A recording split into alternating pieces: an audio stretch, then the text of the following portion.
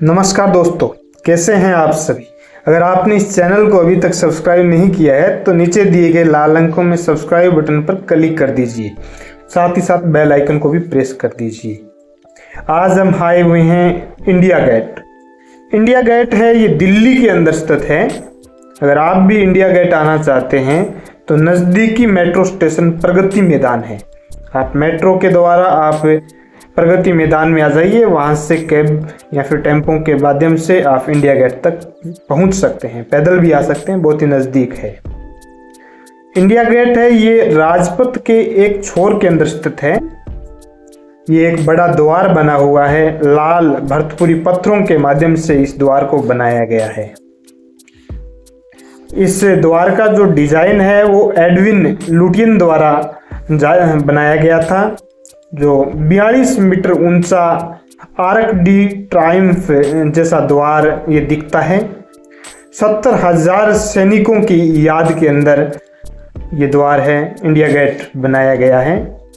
जो 13,576 से अधिक अफगान युद्ध में जो सैनिक शहीद हुए थे उनके नाम इस द्वार के ऊपर लिखे गए हैं।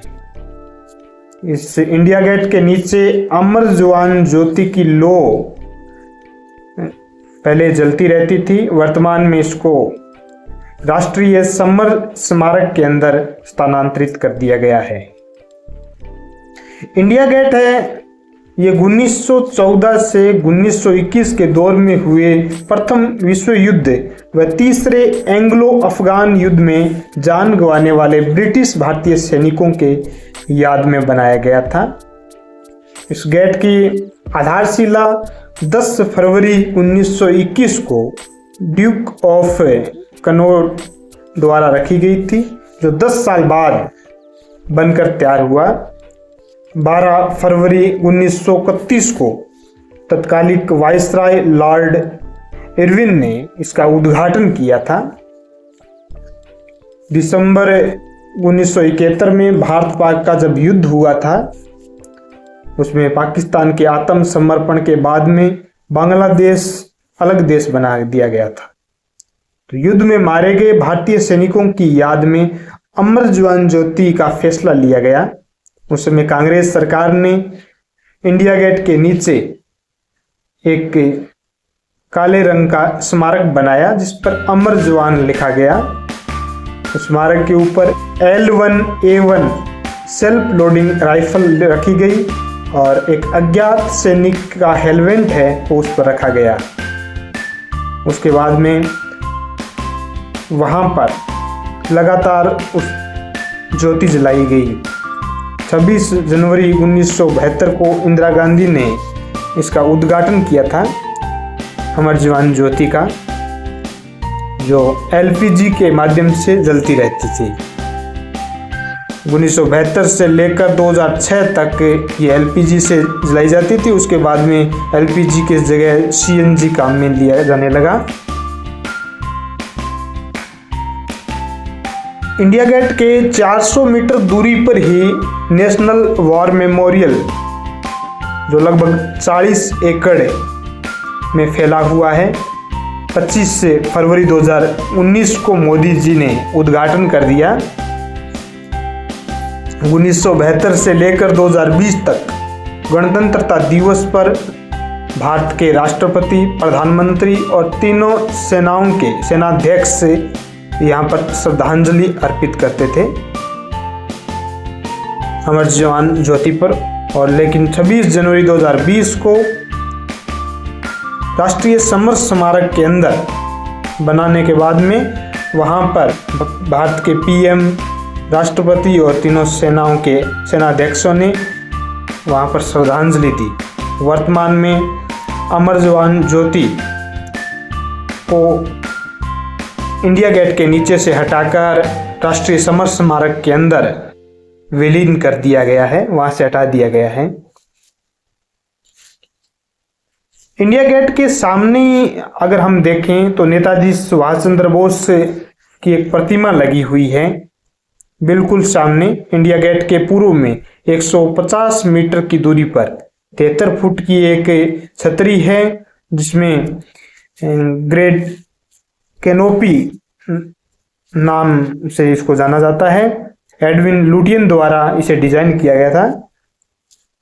जॉर्ज पंचम की श्रद्धांजलि के रूप में 1936 में इंडिया गेट में इसमें जोड़ा गया था। यहाँ पर जॉर्ज पंचम की एक मूर्ति लगाई गई थी, लेकिन 1968 में इस मूर्ति को कोरोनेशन पार्क के अंदर स्थानांतरित कर दिया गया और वर्तमान में उस छतरी के नीचे नेताजी सुभाष चंद्र बोस की मूर्ति लगा दी गई।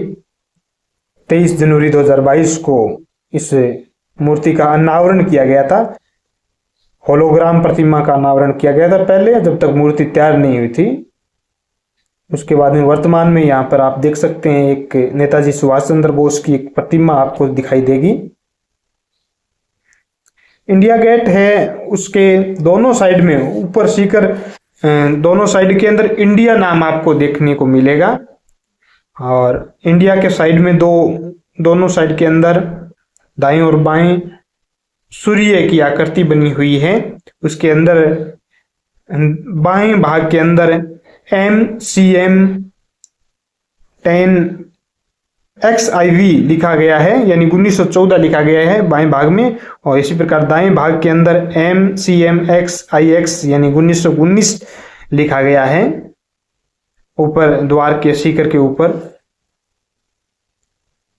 इस प्रकार आप देख सकते हैं काफी लोग यहाँ पर इंडिया गेट के हर बार आपको दिखाई दे रहे होंगे। ये गेट आप ऊपर देख सकते हैं इंडिया लिखा गया है। इस गेट के बीचों बीच पहले यहाँ पर अमर जवान ज्योति थी। वर्तमान में इसको मोदी सरकार ने राष्ट्रीय समर स्मारक बनाकर उसमें उस ज्योति को विलीन कर दिया है, जो बिल्कुल पास में ही है, थोड़ी दूर पर ही है। राष्ट्रीय समर स्मारक के लगभग 400 मीटर की दूरी के ऊपर आपको देखने को मिल जाएगा। यहाँ पर काफी सारे लोग पार्क में पिकनिक का आनंद ले रहे हैं।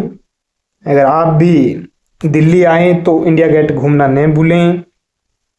इंडिया गेट है मुख्य रूप से ये सैनिकों की यादगार के रूप में बनाया गया है, जो प्रथम विश्व युद्ध के दौरान और तीसरे एंग्लो अफगान युद्ध के दौरान जिन लोगों ने भारतीय सैनिकों ने अपनी जान गंवाई थी, उनकी यादगार में इस गेट का निर्माण किया गया था। ये हूबहू आर्क डी ट्रायम्फ जैसा द्वार है, लगभग 42 मीटर ऊंचा ये द्वार भरपूरी पत्थर से बना हुआ है। लोग इधर उधर घूम रहे हैं। आप यहाँ पर देख सकते हैं काफी सारे लोग यहाँ पर सेल्फी ले रहे हैं, भ्रमण कर रहे हैं। देखने में काफी अच्छा ये द्वार है। इंडिया गेट है ये राजपथ के एक छोर पर बना हुआ है। ये इसके पास में राजपथ बना हुआ है।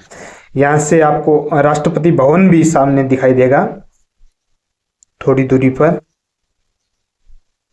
आप यहाँ पर कभी भी आ सकते हैं घूमने के लिए, सुबह से शाम तक।